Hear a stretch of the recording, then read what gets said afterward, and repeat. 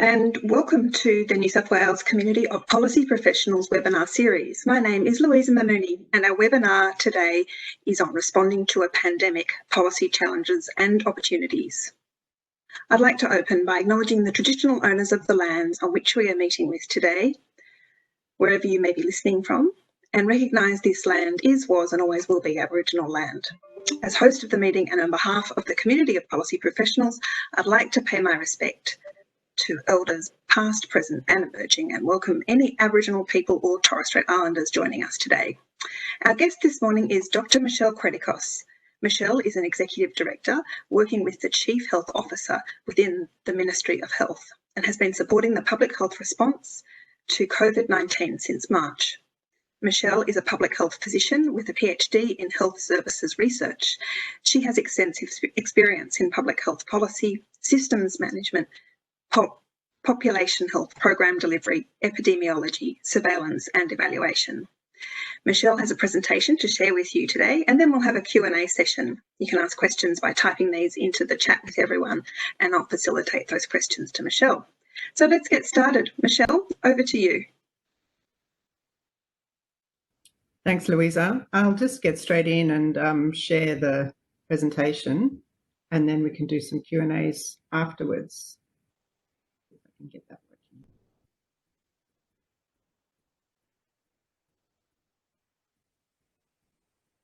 Great. That's sharing now. Okay. Yes, we can see that. You might want to put it on slide view. Great. Well, thanks everybody. This is a huge topic to cover, so thank you so much for the opportunity, and I hope it proves interesting to you. I just had a few little disclaimers to start off with so everybody appreciates. This is largely my personal views that I'm presenting here.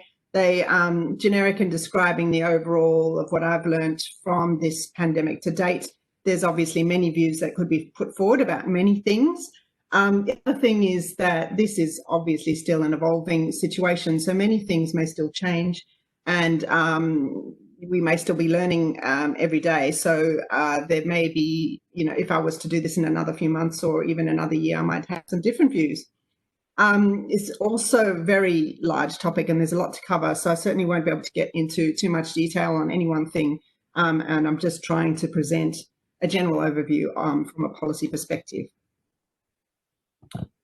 So for today, I thought there would be some things to focus on which may be of general interest, including just the challenge associated with such a large-scale response. A pandemic certainly amplifies many of the challenges associated with policy responses, particularly in relation to the level of uncertainty combined with the need for a speedy response. As well as an effective response, but certainly the need for speed in the face of uncertainty. I think there's also a lot of lessons from the pandemic in relation to policy professionals' ability to engage with and perform risk assessment, risk management and risk communication. And this also then relies heavily on the third theme, which is use of experts, use of evidence, and use of existing or new relationships, including stakeholder relationships, community engagement, and others to make sure that risk communication in particular, as well as policy implementation, is effective and done well. And finally, I'll just give a few examples of how the policy is implemented in practice, because I think there's many lessons we can learn from all around the world about how policy has been developed and what the policy response in theory was, but in practice, I think there's many places and many countries where policy response has been good in terms of the approach is appropriate, but has not been implemented very well or at all. So I think that's a really important lesson for all policy people, the importance of the implementation step. So I'll just move on to that first theme about uncertainty and the need for speed. And just reflecting back on what we've done to date, the pandemic has certainly presented challenges on a range of fronts, not least of which the level of information that's being generated and presented by a range of different groups, the speed at which information is being produced, both scientific and non-scientific information, combined with the way that information is being used, in many cases in a largely uninformed way, and then in some cases even misinformation where people unwittingly misusing the information and then extending potentially even to things. So the use of data and evidence and information in the face of large amounts of information and how to try and distill the useful and important information down has certainly been a challenge. The other thing about pandemics, I think, is the importance of the short-term versus the long-term view, and particularly a global assessment of all the impacts and outcomes that we're concerned about, and maintaining a focus on that long-term view. A pandemic is certainly a very good example of a marathon, not a sprint, and any short-term assessment of impacts and how well or how poorly people have done is certainly going to be fraught in the face of a pandemic that's going to go for a good couple of years at least, and maybe longer, depending on whether we manage to get effective vaccine or other effective treatments. And I think that has taken a long time for people to really come to grips with the timeframes that are involved, the length of time we're going to be vulnerable, and what that means from a policy response perspective, as well as what that means in terms of doing well or not. Being very careful about false dichotomies. I think there's been a lot of very polarizing views, and combined with that misinformation, which has then focused on particular outcomes or particular aspects of the response. One good example is the focus on health versus the economy, versus instead of trying to bring those two together and working out how we can best get the outcomes that we want from a health perspective as well as from a social and economic perspective, and how that would be best balanced. There's also been false emphasis on particular types of response and particular components of the response, when what we probably need is a much more integrated and holistic approach. I think the information overload, combined with genuine lack of evidence or very limited evidence, particularly at the start, but still ongoing, a lot of aspects of the pandemic, we don't have a lot of information. Particularly, we still don't fully understand the immune response, how long that might last, whether or when a vaccine might be available, the long-term impacts of surviving COVID, the long-term disability or morbidity that may be associated with it. And all of those are very important to understand from a policy point of view. And we still genuinely don't know a lot and don't have certainty. And all of that, despite all of that, there's been a critical need to maintain, to have a clear objective, to have a clear strategy, and to maintain the focus on that over time. And I think that will be an ongoing challenge as well. So those are all the sort of themes and challenges. And just to refresh your memory, the speed has been truly unprecedented and really overwhelming. This is just a quick summary of the major policy initiatives that occurred just in 3 weeks in March, at the time that the pandemic was really just the first initial part of the first wave. Just to remind you, on the 11th of March, the World Health Organization declared that COVID was a global pandemic, and in Australia, foreign nationals from China, Iran, South Korea and Italy were not able to enter. Then on the 12th of March, first round of Australian government financial assistance, $17 billion. 13th of March, Australia forms a national cabinet of federal, state and territory leaders to respond to COVID. 15th of March, bans gatherings of more than 500 people. All travellers entering Australia must self-isolate for 14 days. 18th of March, bans on indoor gatherings of more than 100 people.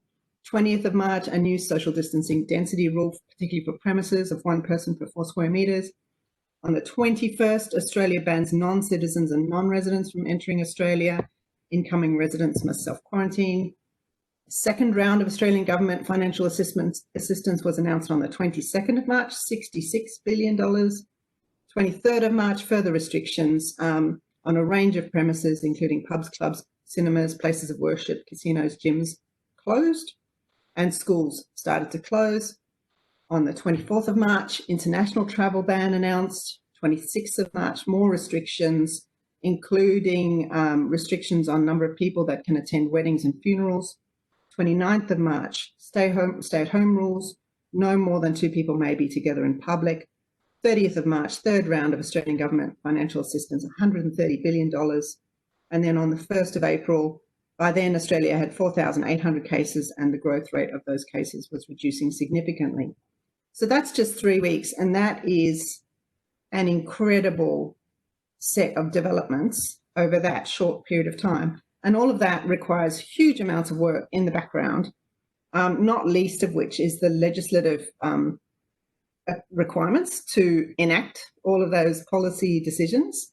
And I think if anybody has had experience working with legal and changes to legislation, these timeframes are just incredible. Also, just the volume of changes to legislation in New South Wales. This is just one example, and you should have a little look at the New South Wales legislation website if you're not really aware. But this on the left summarises all the different main types of public health orders that have been put in place in New South Wales since the beginning of the epidemic. And then on the right-hand side, it's just going into detail just for one of those categories, which is the gathering and movement order.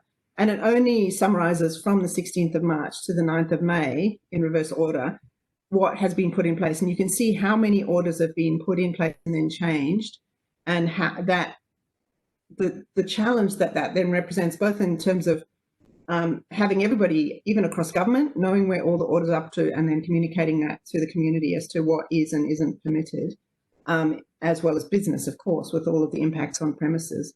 That change and that pace is just incredible.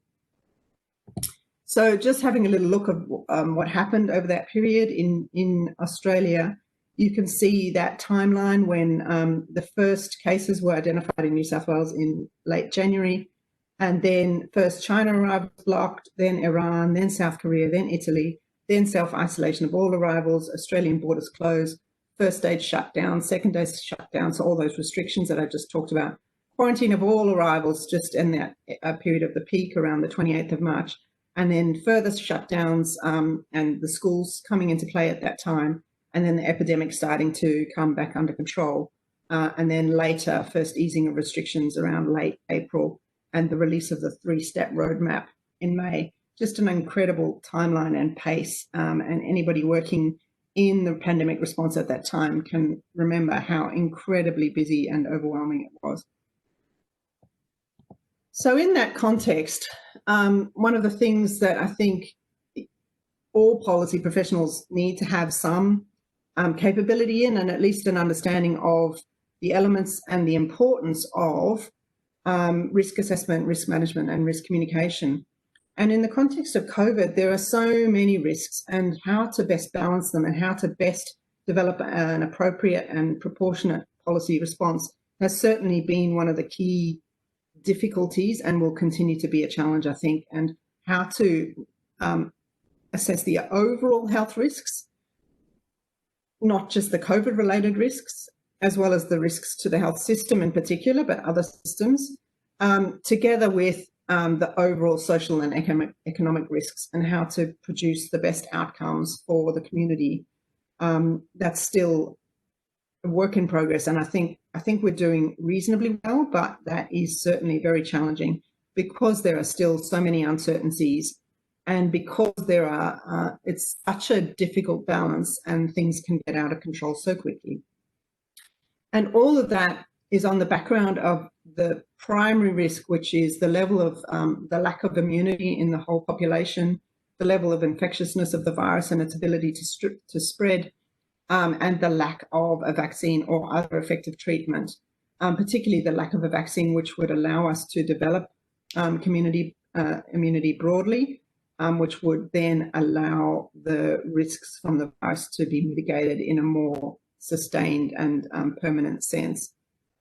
So those risks and how to communicate those, particularly about this period of time we're still in where the whole community remains vulnerable to COVID, and we still don't have a vaccine and may not have one for many months. Whether that vaccine proves to be fully effective or only partially effective whether it becomes available in the bulk that we need, whether it needs 1 or 2 doses. All of these things are still not known. And so we still have this period of time where we need to bridge between our current risk mitigation strategies and what we will be able to achieve or what we will be able to do once a vaccine becomes available. And that will depend largely on the timeframes, the effectiveness, and how much of the vaccine we have available to us, as well as any other treatments that come along. So when we were talking about risk early on in the pandemic, we were talking about the first thing that was primary importance was managing the risk to the health system in particular, because if we had a health system that was overwhelmed, the impacts from a health system point of view for the epidemic would have been much worse, and that's not just COVID related, it's the impacts for everybody who needs access to the health system. And so we had, I think, widespread understanding of this approach, which was called flattening the curve, with the primary objective of this to reduce death and mortality, of course, from COVID, but primarily to at least preserve enough capacity to manage all the health risks and to allow ongoing access to those who really needed it to the health system. This was very effective in Australia. We did much better than we thought. We went well beyond flattening the curve. And that was through a range of measures where we moved well away from an uncontrolled outbreak. We implemented strong quarantine and isolation, but in addition, we implemented social distancing measures, which were very effective. And we really achieved suppression and, in many states and territories, elimination of COVID in that first wave. So we moved well beyond flattening the curve, and that was probably a much better outcome than many had anticipated, because we just weren't sure about this virus and whether we'd be able to fully control it. But now this ongoing challenge of how to maintain that level of suppression, which in a sense has been incredibly successful, but in another sense leaves us so exposed because there is no immunity in the community and isn't likely to be any until the vaccine becomes available.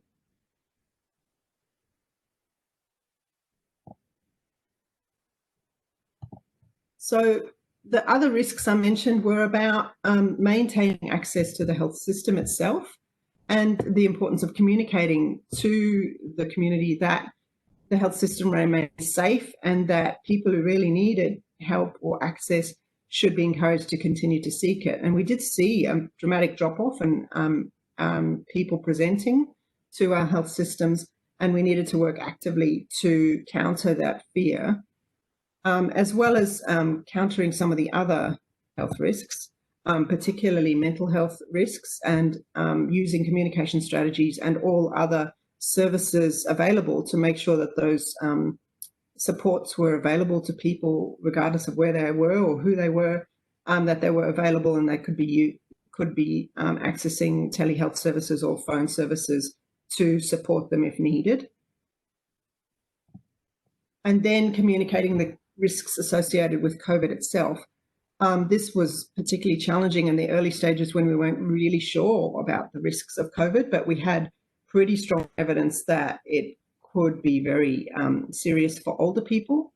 And that has proven to be pretty correct. And the ongoing curve of risk by age group is overwhelmingly focused on older age groups over about 70 or so. And the risk being translated then into those settings where older people are congregated, particularly in terms of aged care settings and residential care settings, has proved to be one of the really challenging features of this epidemic. And then the other feature, which is the converse, is the absence of severe disease, largely, not completely, but very largely, in younger children, people under 20, and very particularly children under 10, just don't seem to develop very severe disease, apart from a very low rate of development of a inflammatory response syndrome, which has implications, very substantial policy implications for schools and other settings where children gather. Other general risks and how to communicate them in relation to those infection prevention measures, making sure that the messaging is simple and clear and effective about physical distancing and maintaining the importance of maintaining that physical distance, as well as turning that into more action-oriented communication about not just, make sure you maintain your physical distance at all times, but into very clear, simple messaging for if you're on a bus, sit here rather than here in order to maintain that physical distancing. I think that's been really done quite well and has been very important in communicating that in an action-oriented way. Other risks in relation to wearing masks, for example, have needed to be a bit more nuanced, trying to explain that the basic measures that we asked everybody to do in terms of physical distancing, hand hygiene, staying home when you're sick, can be complemented by wearing masks in the community, particularly where physical distancing is hard to maintain or in indoor settings with higher risk, but still the importance, if you're sick, going and getting tested as an underlying message.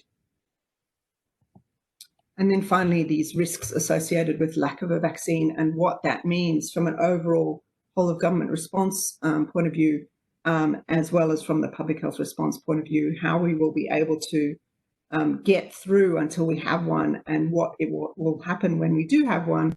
All of these are incredibly challenging and there's so much still unknown. It's really an ongoing state of uncertainty and risk management, particularly in relation to this critical feature of the pandemic, which is the population vulnerability, and really no way to get around that until a vaccine is available.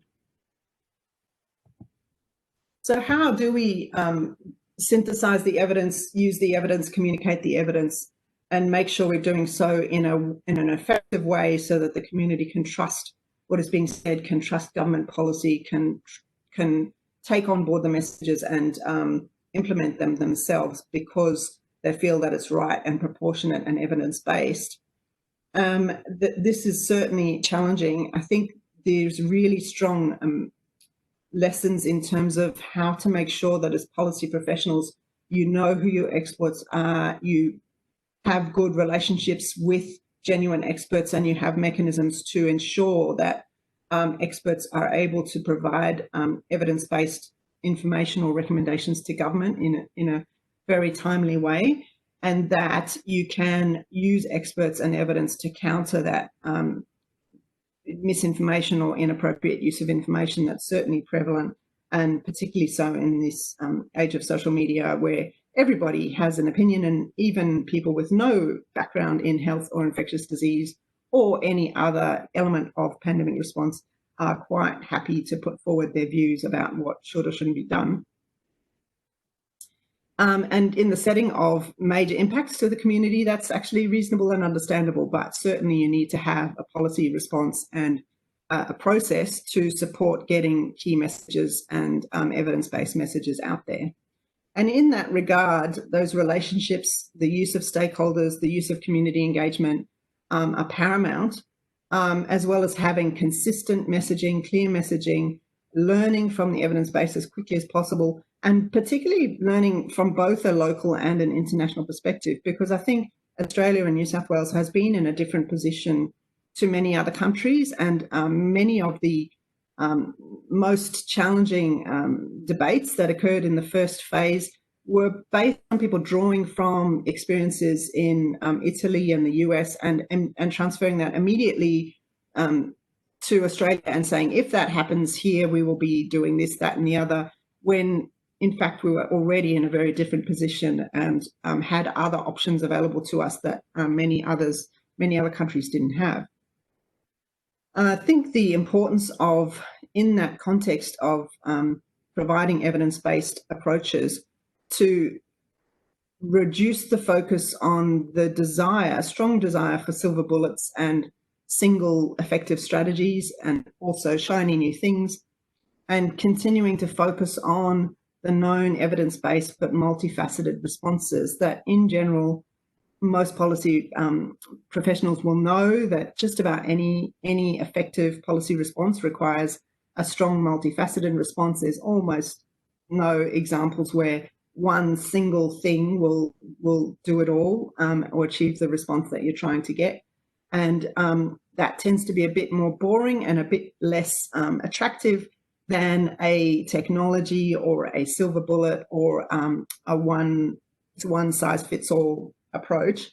But it is the thing that does that will, as a policy professional, it's your responsibility to make sure that the full multifaceted response is emphasised and that no one thing is likely to resolve a challenge of this scale and size. So understanding then and having a good relationship with the scientists, experts, evidence, and particularly in relation to the context of a pandemic around testing, treatment, and vaccine development, and then the use of policy relevant, timely research into those areas where, from a policy perspective, you don't have the answers and you really need some sense and some guidance on what's the most pragmatic response when you know that you're not going to have perfect evidence, you're not going to have the perfect answer, but you still need the best guide that you can. And as I said before, the importance of stakeholder and community engagement to bring people along with you and explain what you're doing, explain why the responses are focused in a certain way and how they are driven by and determined by use of experts and evidence, but that they're communicated in a way that is practical, feasible, and community oriented. So one example is in this pandemic, I think the use of modelling and forecasting has been incredibly challenging and for many reasons has created a lot of controversy, which I think policy professionals really need to be able to engage with the use of models and know how to use them safely and less safely. So important to bear in mind that all models are approximations. This quote sometimes gets shortened to all models are wrong, but some are useful. I think it's really important to have the whole quote, which is about all models are approximation. However, the approximate nature of the model must always be borne in mind. And I think for me, that's one of the things that I've seen most commonly is the challenges of communicating what a model is saying, the challenge of communicating all the assumptions that a model is based on, and the level of uncertainty around all of those assumptions, and therefore the level of uncertainty around the outputs and the findings of the model. A red flag for me is when models are presented with incredible precision and experts are used to communicate the results with incredible amounts of precision around what the model outputs are. For example, in this example, in the US, the White House and the Pandemic Task Force was using a model and saying things like, it'll be 14 days until the peak count of daily deaths. And you can see this was in the period of April to May. And you know what's happening in the US now with deaths still in the 500 to 1,000 a day range. And you can see how uninformed this use of the model was at that time. And that precision and lack of explanation or lack of consideration of the uncertainty around the model, I think, is really damaging. Similarly, the prediction to a person, 2214 deaths on any particular day, I think that these are just red flags, and anybody who's ever going to engage with models should never get into specific days, dates, numbers, outputs from a model, especially if the level of uncertainty in the context of a pandemic, the level of uncertainty is enormous. And what you'll find is that in a few months' time, things will look very different.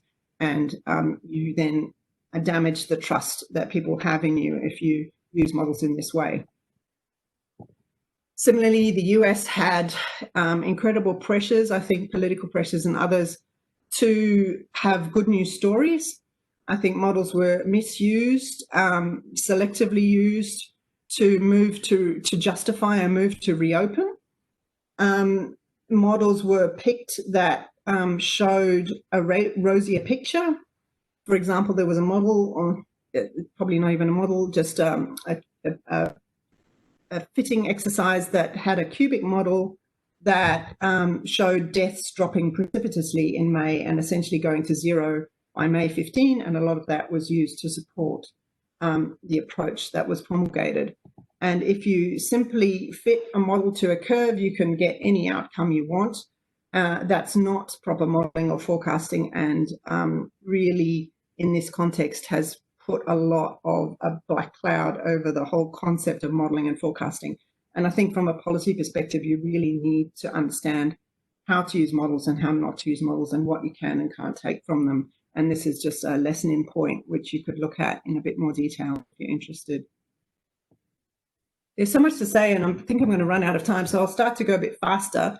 There's also, I think, undue emphasis on data and numbers, particularly case counts and so on, which is relatively uninformed and doesn't take account of the context in which those cases are being reported, the testing capacity of the country, and how to interpret those case counts around the world. There's many countries that are almost effectively not reporting any cases because they don't really have testing capacity. Doesn't mean they don't have an epidemic or even very large scale impacts. It's just that they simply can't report cases.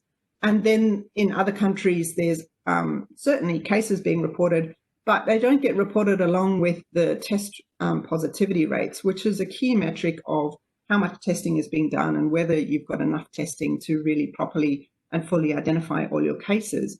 And so this is a complex slide, but it does show how the number of COVID cases is being reported on the left, and there's this vast difference in the number of cases being reported by country, with New Zealand reporting 1 or less cases a day, for example, and India, the United States, UK now reporting more than 10,000 cases a day, but in the context of vastly different test positivity rates. So red is bad, blue, dark blue is good. You can see mostly the countries that are reporting low case numbers that I've highlighted here actually also have very good testing rates. So very low proportions of the tests are positive, which means that they're probably identifying most of the cases. However, even in those countries reporting very high volumes of cases, some of them are dark red. So Argentina and Mexico probably have many, many more cases that are not being reported because their testing rates, their positivity rates are so high. There's large numbers of people that are likely not being detected. And none of that nuance is really being communicated around the case numbers. And I think that's a real shame and shows the lack of understanding of the testing structure and how cases should be interpreted. Secondly, the focus on deaths. I think, again, deaths can only be counted robustly if there is really good systems in place. Some countries don't even have national death registration processes. And then where they do have those processes, the ability to identify COVID-related deaths and whether that's been consistently determined, again, depends on the testing approaches that are being undertaken in that country. And so instead of just examining raw deaths, a better way would be to examine the excess mortality, which is a long-standing concept in infectious diseases, where you compare the number of deaths to those deaths that would have been expected over time compared to previous years and in the same season to better understand the overall impact of an epidemic. And that will then count both the infectious disease-related deaths, so in this case COVID, but also those excess deaths caused by lack of access to health systems or other impacts of the epidemic. And when you look at it this way, you can see that in the early phases, Spain, which is this purple line, certainly had a very profound impact in relation to excess mortality. And so did the United States, which is this blue line, where they had a 40% excess death in that first wave, largely focused around New York, which had a much higher excess mortality than 40%. But when you adjust over average for the US, it's lower, down to about 40%. And similarly, Sweden, the red line, had a very similar rate of excess mortality. So Sweden did no better or worse, really, than the US in that first wave, despite all the focus on Sweden as an outlier in terms of its policy response. And then, as I mentioned before, the focus on that short-term first wave versus how well are we doing really over the whole time of a pandemic, because you can't just judge any one country just on what happened in May or April. You can see that the US has already experienced part of a second wave, or probably still just a very drawn out first wave, where the rest of the country then started to experience the epidemic after New York did. However, Sweden has fallen down. The excess mortality has reduced substantially and is now doing very similar, according to this count, to New Zealand. So again, looking at their policy response as an overall integrated response compared to just one or two elements of their response, as examined by the metric of excess mortality, you may have now a different impression of their response and the effectiveness of response compared to, say, Spain or the US. But is that fair? And should they then be compared against against Finland and Norway, for example, or other countries? That's a whole different question. But if you want to examine the effectiveness, I think choosing metrics and measures that are more robust than just simple case counts, for example, is really important in this context.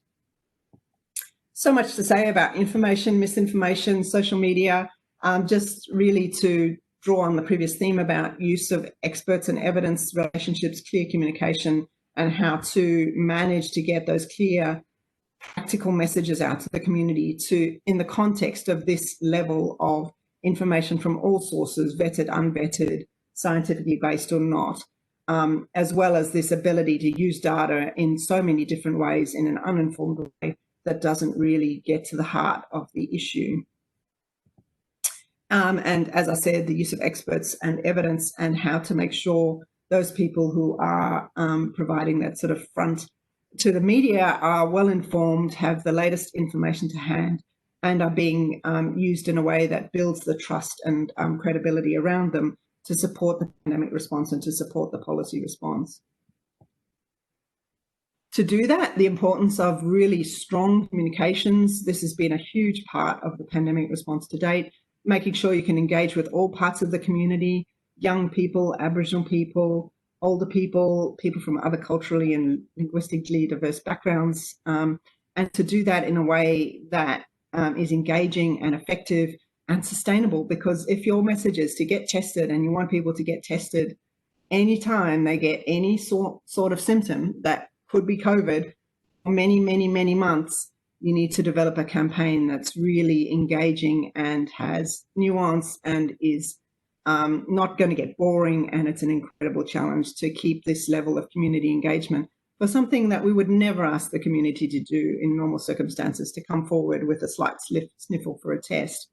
So that has been a challenge, and I think we've been doing really well in New South Wales, but it will certainly be a challenge to sustain that. Just quickly, some examples, focusing on that theme, further acknowledging the need for trust, acknowledging the uncertainties and the need to evolve the response over time as evidence builds and as we learn more about what works and what is going to be sustainable. We've done, I think, very well, as I said, around the broad-based testing approach in New South Wales, which built on an existing public health infrastructure for testing and was critically dependent on the public health system in the first phases, but has now been diversified into both public and private systems, being able to test broadly in the community at scale, rapidly, free access with turnaround times that are very acceptable, largely within 24 hours in New South Wales. The way that we've conducted the public health response with both targeted and timely responses, which has been critical to an effective response to outbreaks and clusters. The approach to the social distancing measures with a mix of pragmatism and flexibility, because these are incredibly onerous and burdensome. There is the balance to be achieved between the health and social and economic outcomes, and how to make sure, again, they can be sustained over time without crippling businesses, but still achieve the public health outcomes. It's been an enormous challenge. And finally, the example of schools as one of the important examples of maintaining a focus on policy priorities. And everybody can understand the importance of education for children, as well as the health and economic importance for a safe and secure environment for children, particularly disadvantaged children, and the economic outcomes for parents, so that we don't have to have workers staying home to look after children when they could otherwise be working. So the testing rates, we had a huge amount of focus on getting high rates of testing, sustaining that level of testing, making it accessible through a large number of clinics, both public and private, making them as accessible and easy to use with drive-throughs and pop-ups, and being as responsive as possible by setting up pop-up clinics in locations where there were outbreaks or clusters within 24 hours, sometimes within 2 hours of a cluster being identified, to ensure that we could identify cases and get a response going as quickly as possible. Using technology like SMS-based notification and QR codes and other technological solutions to improve the turnaround time for test results and making them go direct to the person whose test it was, which is very different to how normally test results are reported in a health system, and making sure that the impost on people is limited to that period of time to shorten that time as quickly as possible for a COVID negative result. And monitoring and making sure that that customer experience is as good as possible. So we had a process going where we looked at people's experiences of testing and made sure that we could build on our understanding of what was causing problems and where performance could be improved over time. The flexibility of the response, the use of alerts, the use of media and communications to quickly communicate areas of risk or locations and times of risk to as many people as possible where case and contact tracing is not able to identify all those that might have been at risk. I think many people would be aware of these now and how quickly we get the information from the case interviews out to communicate to those areas and those businesses about the risk and tell people explicitly what to do, whether to self-monitor for symptoms or whether to get tested and isolate immediately. An example of this response was the Crossroads Hotel Cluster, which was in early July, where we had a public health alert first announcing the Crossroads cases on about the 10th of July. And then over that weekend, we issued an alert urging the Crossroads patrons to test and self-isolate. And this shows the response, the community for those areas around the Crossroads Hotel, so those suburbs. We could look at the number of tests that were being performed, and you could see a more than doubling in the number of tests being performed in people from those areas in response to those alerts, and the fact that we set up clinics on site and encouraged people to come forward for testing was a really important part of the public health response and shows just how responsive we were able to be and how responsive the community was to those messages based on all of that work we've been doing before about getting tested and self-isolating and the importance of responding to COVID in a rapid and serious way.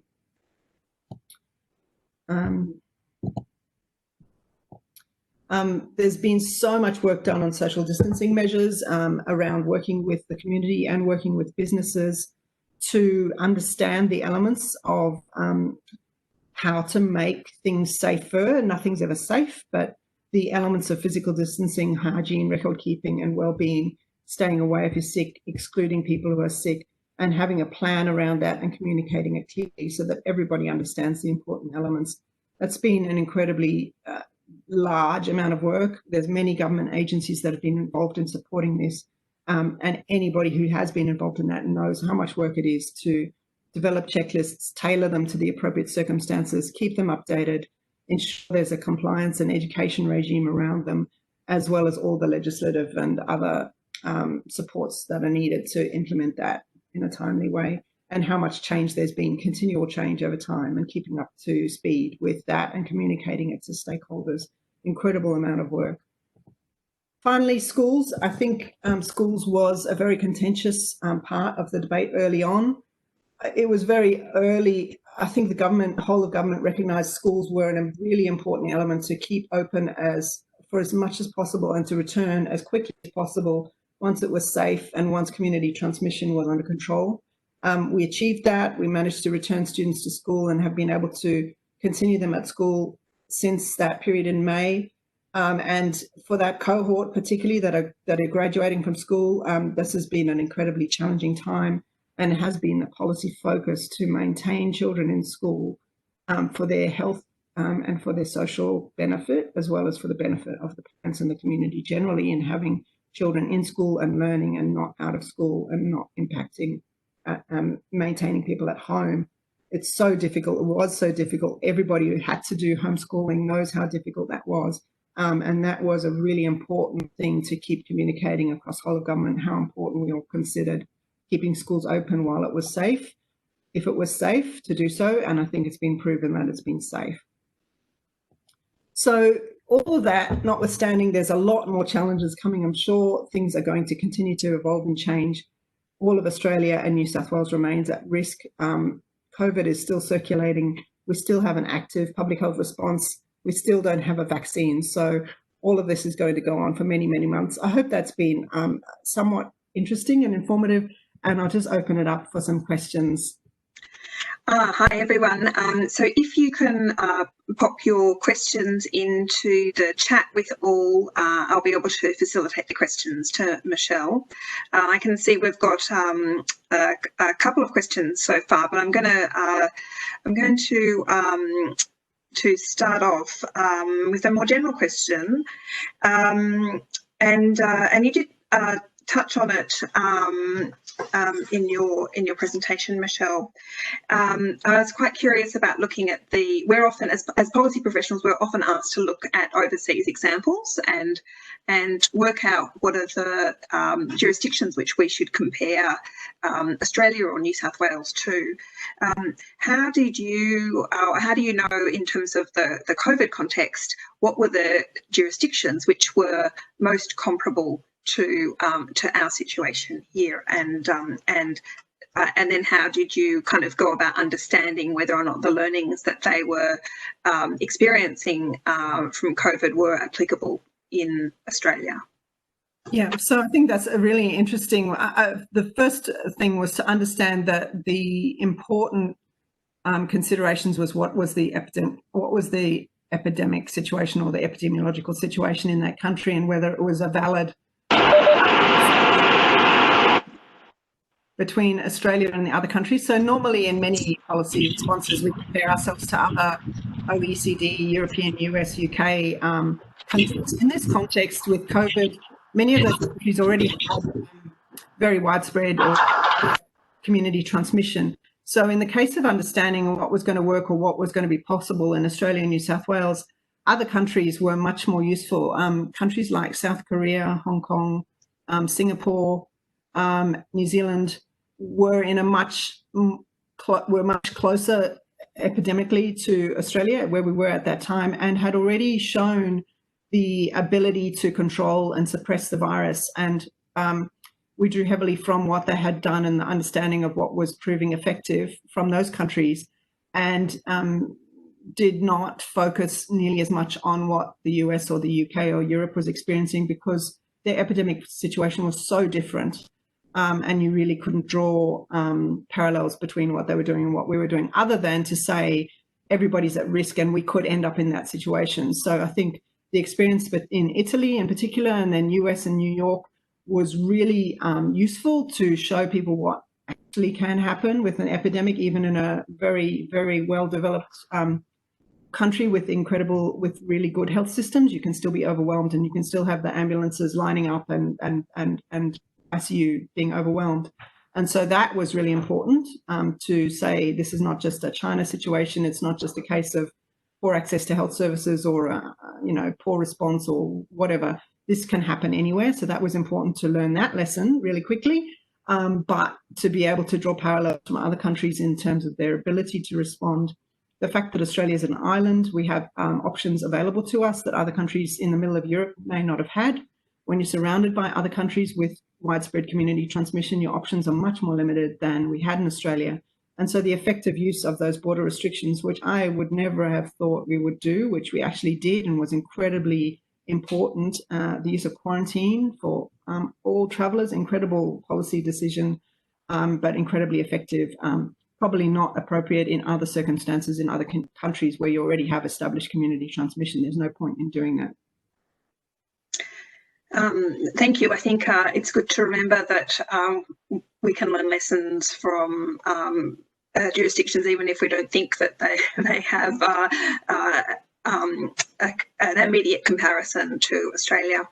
I wanted to ask about engagement with the community, and particularly in terms of one of the really key aspects of COVID-19 has been the ability to quickly communicate with the community and to change behaviour.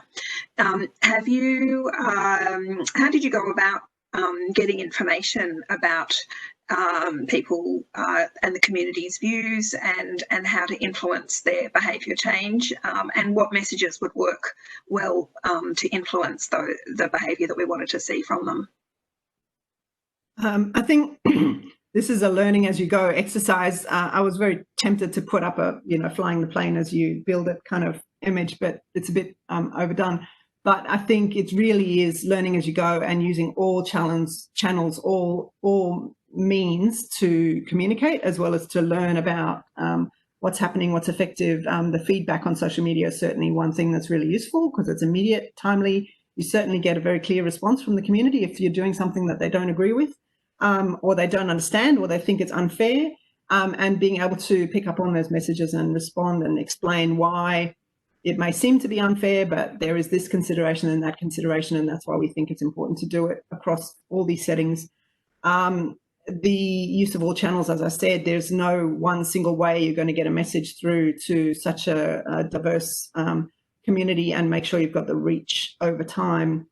So as I showed you, the tailored messaging, the active efforts to communicate in different languages and to make sure that we were using faces of people that would resonate with the community so that everybody felt that the messages were for them, not just for somebody else. Actively seeking to engage key groups around young people, call people, and then in particular responses to particular clusters, getting incredibly targeted with those messages to particular communities through community leaders, through religious organisations, through schools and other businesses, to make sure that the key messages get through to those people who would be potentially at risk and would need to actively respond or do something in relation to the alerts that we were putting out. Yes, so I think it has been successful as we've seen from the results. I know one of the issues early on, or one of the potential solutions early on, was the COVID Safe app, and the ability to generate or to gather data and use data to help understand risk and potential exposure and monitor population-wide behaviour. Has that been something that's been useful? So I think this is one example of where undue emphasis on any one particular thing can be really problematic. We want to use all available sources of information, of course, and anything, any technology, any approach that may add to or complement the full suite of measures should be definitely looked at. Of course, then there's an element of prioritisation, which is most likely going to achieve or assist with your response. There's also always risks of distracting from a response if you're trying to implement or develop something in the middle of an emergency. So all of those considerations go into the mix. I think there have been examples of technology-based approaches that have really proved quite useful. I think the COVID check-in app, which is using the QR codes, is an example of that, where there really is a genuine need for accurate information about who has been where at what time, and having that ability to use that information, get timely access to that information to sort out who was there on that day versus who was there at that time that a case may have been there. So you don't have to necessarily quarantine 5,000 people, you can quarantine 50 people, and to be able to really be targeted in that risk assessment. So some approaches have proven to be quite useful, and we really want to further develop and implement the use of QR code check-in and check-out, ideally, processes, versus other technology solutions that are being bandied around even now around AI and all sorts of things. It's not really clear how they might really assist on top of the existing response that we already have in place. And, that balance between, adding something of value versus potentially distracting and drawing away senior people's time to try and understand how that might work or how it might add value, and trying to be relatively, properly critically appraising how it might help versus how, it sounds like a good idea, so we should just do it. That's not really that helpful when you're already really busy. Yeah. I wanted to shift a little bit into looking at how you and how the Department of Health is really supporting key decision makers, so ministers, I guess, and secretaries, decision making and ensuring that they make robust decisions with a good evidence base. But also, what is the experience of being so relied upon? I think in this case. What's that been like, and how particular do you kind of support them over such a long period of decision-making intensity? I think there's no perfect response. I think having a large number of senior experts and senior policy makers to draw from, having in this particular case a large pool of public health professionals and other professionals that have worked in public health and have been engaged in other public health responses, obviously not of this scale, but of the same kind of nature, having that pool to draw from. So having an existing investment in that particular area, in this case public health, but the existing investments by government across many, many years are obviously, if you don't have that investment, you can't just pull it out of a hat when you need it at a time of acute response. So that long-term investment by government in these areas of policy, communication, response, coordination, emergency management is all about preparedness, and this is one of many ways you can have an emergency response. I think the other thing is about governance and effective processes for governance, both the intra-health governance, but across the whole of government in this response has been really essential. The communication and coordination between health and police, between health and customer service, and all parts of government have been affected. And then this structure that I alluded to that was set up early, which is the crisis cabinet, which has the Premier and the ministers, key ministers, together with the senior bureaucrats, secretaries of various agencies coming together. And it was initially twice a week, 3 times a week, daily press conferences, and it's now a weekly process with information and guidance, advice being put in by senior channels, senior committees, such as the Australian Health Protection Principal Committee, which was a subcommittee of ARMAC, but it's the senior chief health officers from around the states and territories that come together and meet to have a coordinated view. I think all of those kinds of processes that were in existence or were rapidly put in place very early on have been really essential to making sure that there was a coordinated approach to whole of government policy and decision making. Thank you. I think we've nearly run out of time, so I'm just going to quickly wrap up. But thank you, Michelle, for presenting to us. Obviously, COVID has had such a huge impact on us all, either directly or indirectly, and even within a policy and government sphere, as you said, it's created a new governance model within government. We've moved from COAG to National Cabinet.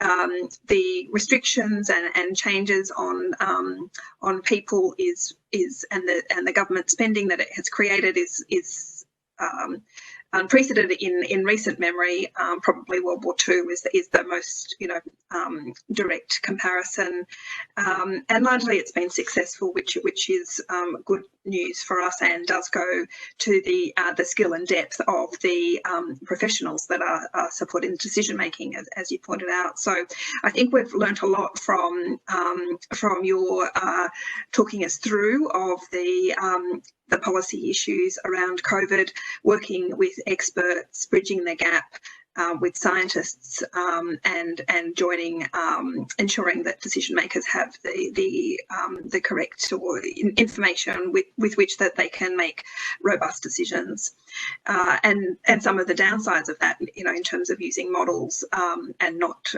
fully understanding the context in which they were developed or the assumptions that they were based on, and drawing from Peter Shergold, who said it kind of policy is policy, but really what really counts is implementation. And I think that has really shown in the presentation today that you could have the best policy thinking in the world, but if you didn't have the people on the ground doing testing and communicating and all of the work that goes into that, following up with businesses, then we wouldn't have been able to have a successful response. So I also wanted to thank, in addition, Michelle for speaking with us today, and I'd also like to thank Indy Antler and Megan Copcroft for making this webinar possible. And lastly, I'd like to thank the audience for your interest and participation in the community of policy professionals. We'll be back on 29th of October with a webinar on development of business cases. Until then, take care. Good. Thank you, everybody.